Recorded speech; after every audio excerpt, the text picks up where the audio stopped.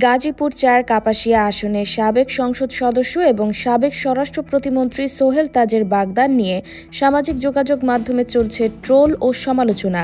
প্রায় তরুণদের মাঝে জনপ্রিয় এই ব্যক্তিত্বের ব্যক্তিগত জীবন নিয়ে সাধারণ মানুষের কৌতূহল দেখা যায়। তার বিয়ের খবরে কেউ শুভেচ্ছা জানিয়েছেন, আবার কেউ সমালোচনা করছেন। ৫৫ বছর বয়সী সোহেল তাজ সম্প্রতি ধানমন্ডির তার ফিটনেস সেন্টার ইন্সপায়ারে জিম ট্রেনার শাহনাজ পারভিন শিমুর সঙ্গে বাগদান সম্পন্ন করেন। অনুষ্ঠানে তার ছেলে ব্যারিস্টার তুরাজ তাজ সহ পরিবারের অন্যান্য সদস্য ও ঘনিষ্ঠজনেরা উপস্থিত ছিলেন।